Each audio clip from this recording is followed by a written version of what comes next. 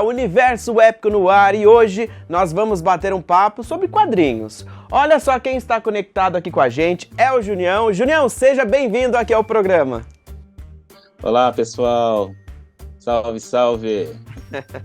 Junião, né? Então você separou aí pra gente a HQ Diário de Bordo? Sim, Diário de Bordo. Foi uma HQ que foi publicada esse ano, né? Na internet, né? No perfil do Instagram do Sesc. E é uma história, é a mais recente, então por isso que eu separei ela para mostrar aqui. Perfeito, então vamos lá, conta pra gente como é que surgiu essa proposta, né? E fala um pouco da história. Ah, legal. Então, eu sempre trabalhei como freelancer, né? Eu sempre tive meu trabalho autoral, né? E sempre recebi muitos convites para desenhar para livros, para jornais, para revistas. E esse ano o Sesc, né, que é um parceiro de longa data, me convidou para desenvolver uma web HQ, né? Uma HQ com 4 capítulos. Cada capítulo tem 9 quadros, e para eu inventar uma história e contar uma história sobre o que eu quisesse falar, né? Aí eu pensei aqui, né? Porque eu tenho uma personagem que chama Dona Isaura, né? Que eu sempre publiquei as tiras dela.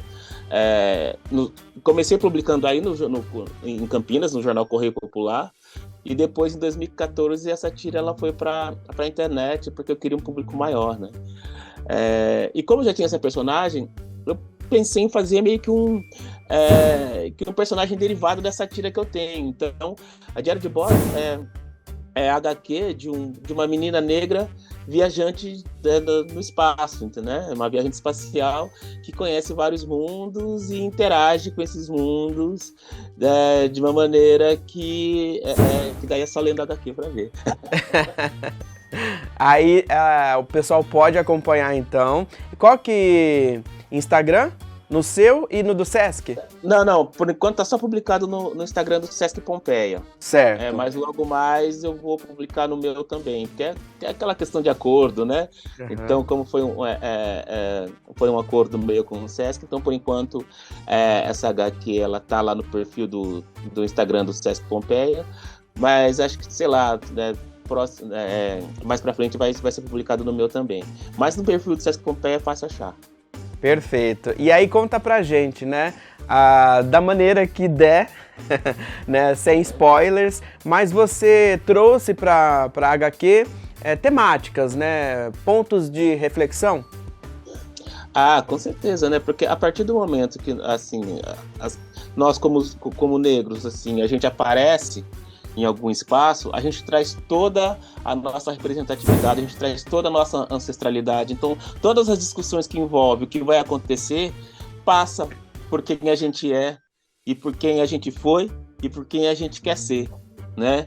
Então, por exemplo, essa história, ela tem uma pegada afrofuturista, né? Porque é a gente pensando no nosso futuro, mas é a gente pensando no nosso futuro como a gente quer, não como a gente foi ensinado lá atrás, dentro de questões de uma bolha eurocêntrica, entendeu? Então, essa história, obviamente, tem muito de humor, a história ela é leve, mas mesmo sendo leve, ela vai discutir, ela discute a sociedade que a gente vive e a sociedade que a gente quer levar para o futuro. Agora, Junião, por que mulheres, né? Você colocar personagens mulheres, né? Então nós temos aí na HQ a protagonista, a Dona Isaura, né? Isso, então. É porque eu gosto muito de trazer personagens negros e principalmente personagens femininos, porque eu fui criado por mulheres, né? Então a minha família ela é matriarcal, né? Então eu cresci no meio de muitas mulheres negras fortes, né? E infelizmente a gente hoje tem um pouco mais, mas você não vê muito em novela, você não vê muito em filme, você não vê muito em outros espaços as imagens das mulheres negras que a gente sempre teve, né? Então, com o meu trabalho, eu quero trazer isso. Tipo, a gente tem mulheres pretas, né, potentes e muitas. né? Porque vem da nossa história essa, nossa história de apagamento, nossa história colonial, nossa história né, desse racismo estrutural que sempre apagou as nossas potências e consequentemente apagou essas nossas rainhas negras que a gente sempre teve. Então é sempre por isso que eu gosto de valorizar nas minhas histórias a força e a potência das mulheres, porque assim, eu tô aqui por causa delas. Agora, nos episódios, né, você traz o quê? Experiências, vivências, né, situações que você já viu, ouviu? Então, uma coisa que eu sempre falo, né, para as pessoas, assim, a criatividade ela não vem do nada, né? Ela vem de informações, ela vem de fato, ela vem de pesquisa. Então, eu sempre misturo muito, né? Como são histórias de ficção, né? No caso dessa história especificamente, é uma história bem, bem de ficção. Então, eu trabalho com o que acontece no dia a dia e obviamente, que invento bastante coisa também, né? Para dar aquele caldo dramático, e dar liga uma história na outra. Mas meu processo de criação é sempre assim, envolve pesquisa, envolve o que acontece nos dias de hoje e algumas mensagens que eu gosto de passar entre um quadro e outro. Né? No caso dessa Web HQ é uma história curta, né? Então não dá para explorar muita coisa, né? Porque senão fica muito blocado, fica muito conteúdo. Mas dá para discutir um pouquinho sobre o que acontece. Você já enfrentou alguma situação desagradável, né? De racismo estrutural no trabalho, ou até mesmo, né, nessa sua carreira como quadrinista, ilustrador, né, de trabalhar com charges, né? Tem alguma vivência? Cara, todo mundo que é preto, todo mundo que é mulher, todo mundo que é indígena, porque a questão ela é estrutural, né? Essa violência ela é estrutural. Então, todo mundo que já pode até não lembrar, mas já passou, né? E eu, obviamente que sim, no meu trabalho, nunca tive algo assim, sabe? Não, você não vai publicar isso ou você não vai publicar aquilo, né? Mas, assim, a questão do espaço, né, que meu trabalho tinha e a questão do espaço que os colegas brancos tinham, né? O meu espaço sempre estava ali no quartinho, sabe? Né? Sempre estava ali naquela parte ali. Não, você pode falar sobre esses assuntos, mas vai ser publicado aqui, escondidinho, né? Então, essa é uma das coisas assim, que me fez repensar muito a minha carreira a partir de 2014, 2015, quando apareceu a internet, né? A internet ficou mais forte, as pessoas ficaram... passaram a ter mais acesso, né, às informações. Então daí eu saí totalmente do impresso e fui pro meio online, porque é onde o trabalho ele ganha outras proporções. Obviamente continuo com o impresso, né, publico em livros, publico em revistas, mas o mundo digital deu outro patamar pro meu trabalho. E, Junião, precisou de alguma adaptação, algum novo aprendizado, né, de sair do impresso e essa decisão de ir para a internet, um novo terreno, né? Precisou de se inovar ou a linguagem não, é a mesma? Então, em termos de linguagem, muda um pouco, né? Muda pouco porque... É contar histórias, né? Você vai contar histórias, né? Você continua contando histórias. Eu sou um contador de histórias, tanto dentro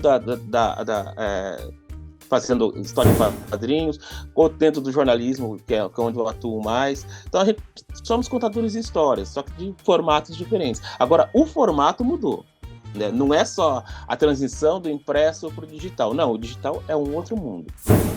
É um outro modo de ver a informação e de publicar a informação. Por exemplo, eu tive que aprender, eu e alguns outros colegas, nós montamos um site de notícias. Então eu tive que aprender sobre gestão, eu tive que aprender sobre como lidar com a audiência, né? Como entender como a audiência consome seu trabalho, né? Então é um outro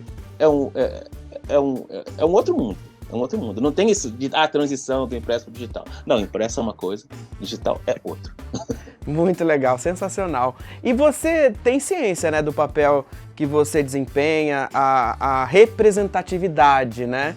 E tem feedback, retorno né, de pessoas que gostam do seu trabalho e que algum dia, Junião, eu quero trabalhar com histórias em quadrinhos, com charges? Tem, ainda mais até porque a internet é sempre muito rápido, né? Você acaba de publicar, já tem um monte de comentário. Né? Alguns legais, outros não, mas crítica tá aí para, né? Quando a crítica é construtiva, é bom para a gente, né, reavaliar e repensar. Mas sim, a repercussão, assim, de hoje em dia dos meus trabalhos, ela tem uma repercussão interessante. E às vezes até de lugares, né? Sei lá, as pessoas me mandam mensagem, né?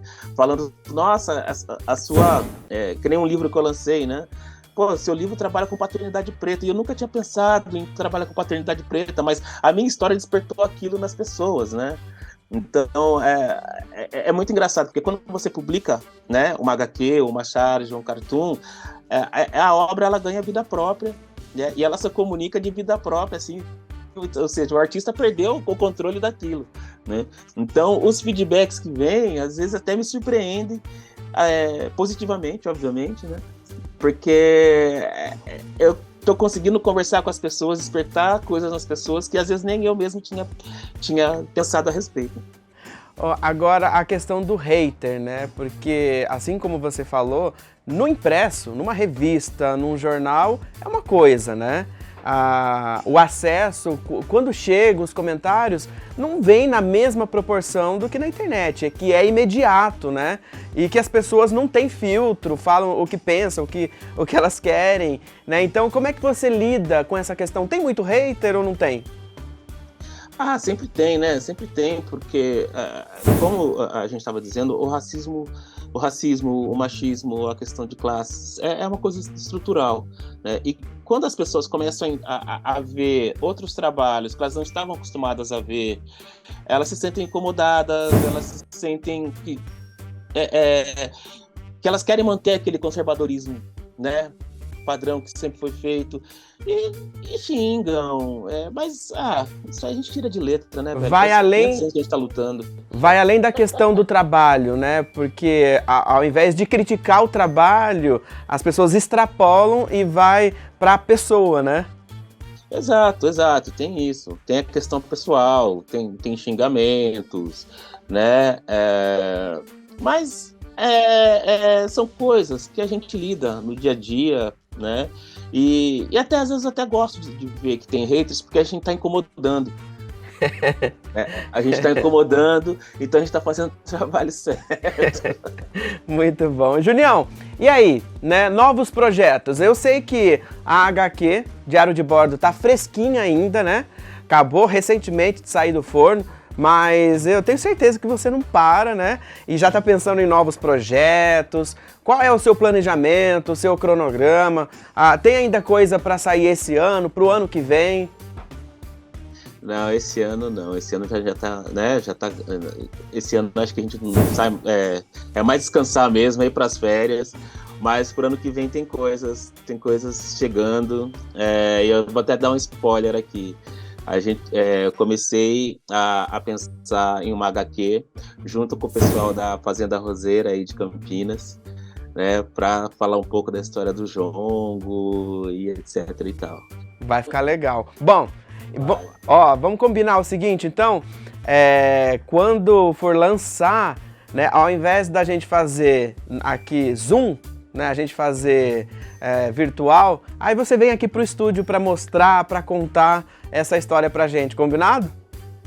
Opa, fechou.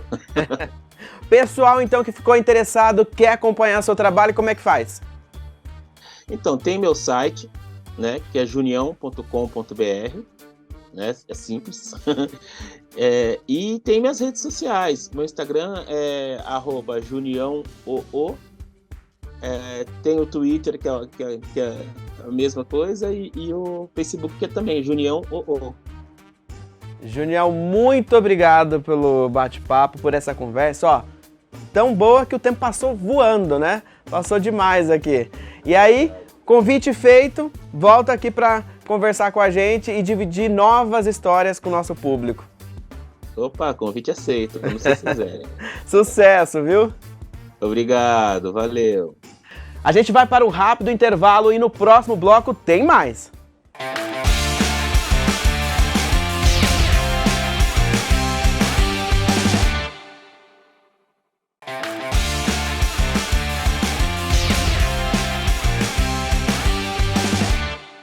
Estamos de volta, segundo bloco do Universo Épico. A gente segue aqui falando sobre histórias. Vamos falar sobre um romance? Vamos falar sobre um livro? Olha só, nossa convidada já está aqui, a Nilva. Tudo bem, Nilva? Tudo bem. Tudo jóia. Nilva, vamos falar então sobre Quedas da Alma?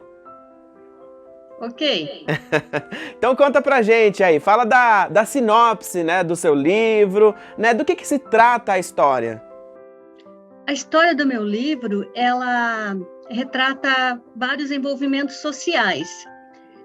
A sede da justiça, a dificuldade que as pessoas têm hoje de procurar justiça diante das suas dificuldades, e a atitude que ela pode tomar. Muitas vezes, até mesmo atitudes que não são assim muito... não seriam as corretas, mas diante das dificuldades que ela tem e da situação que ela enfrenta, é o que ela toma as suas atitudes, e muitas vezes ela perde a fé.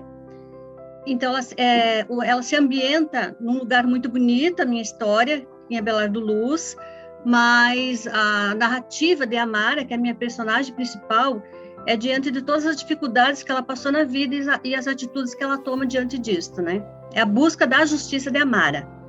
E por que você decidiu falar sobre essa sede de justiça, essa temática?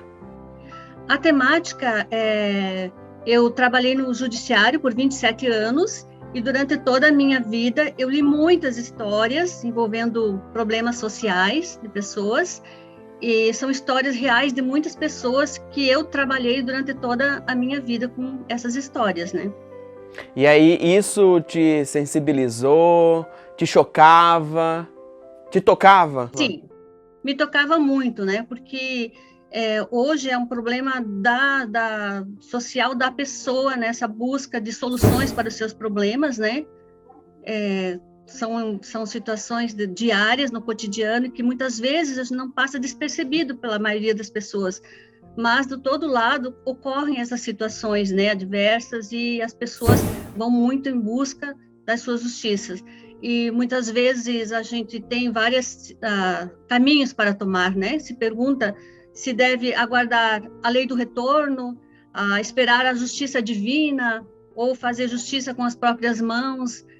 São temas que a gente quer refletir sobre o assunto, né? E como é que vai ser, né, para sua protagonista, para sua mocinha, né? O que você criou para ela, né? Para ela, eu criei uma situação de saída. Ela encontrou uma saída, ela teve uma solução que ela conseguiu encontrar com ela, porque ela tem vários envolvimentos com outras pessoas, não é apenas a história dela, mas a história dela, ela se cruza com outras histórias, com outras pessoas, histórias diferentes, são muitas personagens, né?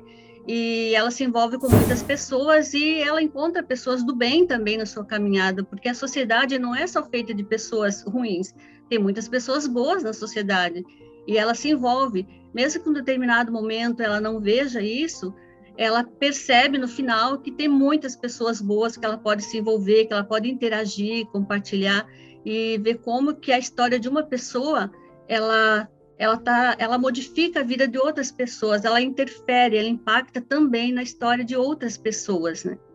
E nesse processo de criação para você, o que foi mais difícil, mais desafiador?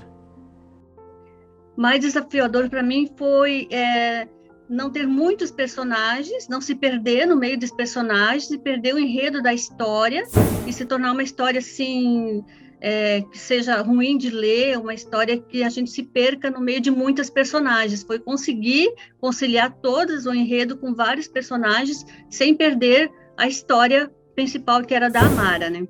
E foi um trabalho de quanto tempo? Eu escrevi esse livro em 1 ano, entre escrever a história, né? Porque primeiro eu escrevi a história, estava na minha cabeça, para depois eu transcrever para o papel, né? E fazer todo o processo de revisão do livro. Ele demorou em torno de 1 ano.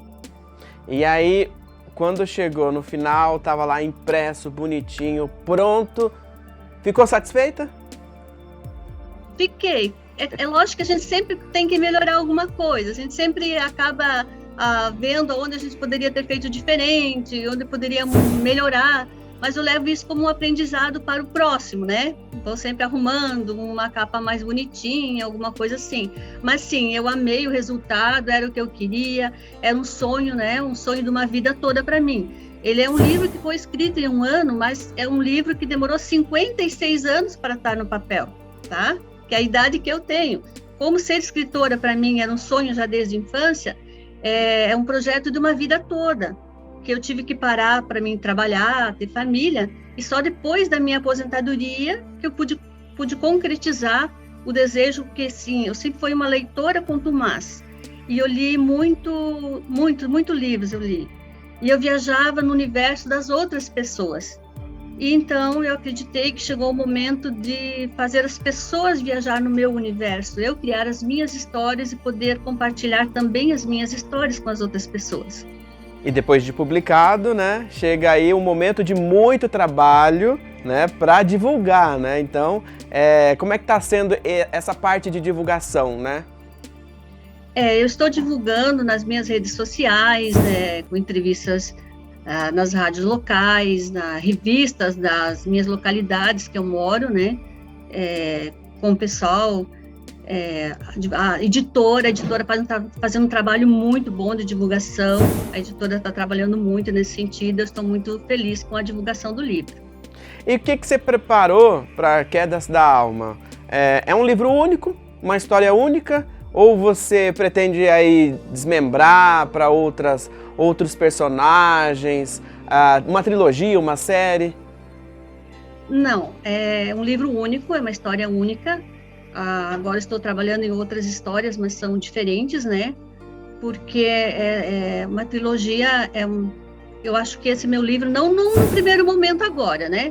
Quem sabe no futuro ele tem sim esse livro, Quedas da Alma, com todos os personagens que ele tem sim condições de ter uma continuação, ele pode ter uma continuação. Ele abre esse espaço para fazer isso, mas não é o objetivo no momento. Retorno do leitor. Né? Como é que está sendo aí o feedback? Eu estou muito feliz com as pessoas que leram o livro, estão me dando um feedback bom, o pessoal está gostando da história, é uma narrativa fluente, uma história sem muitos subterfúgios, ele tende a ser simples, uma linguagem mais direta, acessível ao povo, então o pessoal gosta disso, está gostando bastante dessa forma que o livro foi feito, né? Bom, o livro tá fresquinho, né? Acabou de sair, mas você que deu a deixa aí e falou que já está pensando em novas histórias, né? Então, porque leitor não para, né? O leitor não para de pedir, né, pro escritor, e o escritor não para de escrever, né? Então você já tá aí trabalhando em novas histórias. Sim, é que escrever para mim é um dom, é como um talento, eu considero quase que uma missão. Eu não caí na literatura apenas como uma aventura, vou fazer um livro apenas. Isso eu quero como carreira, eu quero me aperfeiçoar como escritora, aprender muito e fazer novas histórias, sim. É algo que para mim é quase como uma missão que eu tenho, sabe? Então é algo que, um projeto do meu futuro é ser escritora e me dedicar à carreira, né? Me dedicar à literatura e à cultura. Dá um gostinho do que você está trabalhando aí, assim, por cima. Não precisa ser nada tão completo, aprofundado. Agora eu tenho já uma outra história, inclusive eu já tenho até a narrativa da nova história. Como eu trabalho muito divulgando a cultura regional. No meu primeiro romance, eu divulguei a região oeste catarinense. Agora, em Quedas da Alma, eu falo muito das belezas naturais aqui da cidade de Abelardo Luz, que é do oeste de Santa Catarina. E agora que eu estou morando em Itapoá, eu vou falar muito do litoral, do mar, da beleza, da cultura daquele povo daquela região. Então, eu já tenho a narrativa dos meus personagens, tenho meus personagens construídos, e agora eu só vou fazer essa narrativa na cidade de Itapoá. Olha só, Nilva, por que é que o pessoal de casa tem que ler Quedas da Alma? É uma aventura, é uma nova emoção, entretenimento. O meu livro, ele não tem um condão ideológico, mas ele tem um condão de ser entretenimento, literatura, fazer a pessoa sair da sua rotina comum, viajar, conhecer novas histórias, desenvolver a sua própria criatividade, né? Eu gostaria de inspirar as pessoas a elas desenvolverem as suas criatividades, né? A pensarem fora das suas vidas, das suas próprias vidas, né? Como é que faz então para encontrar você e o livro? Olha, eu estou nas minhas redes sociais, né? Instagram é @nilvatânia, pelo Facebook, nilvatania.faco. E o meu livro, o livro físico, ele está disponibilizado na Amazon, no Mercado Livre, no Submarino, ou então pode pedir diretamente comigo, né, pelas minhas redes sociais, que eu envio o livro sem problema, chega o leitor tranquilo. E breve eu vou disponibilizar o e-book, mas por enquanto eu estou com o livro físico, né, trabalhando no físico. Sensacional. Eu quero agradecer a sua participação aqui no programa, né, e dividir a sua história. Já deixo o convite aberto, feito, né, para quando você lançar uma nova história, volta aqui para contar para a gente. Eu agradeço esse espaço, essa oportunidade, tá? Muito obrigada. Sucesso, Nilva. Obrigada, e para vocês também. Ponto final no Universo Épico e a gente volta na próxima semana. Tchau!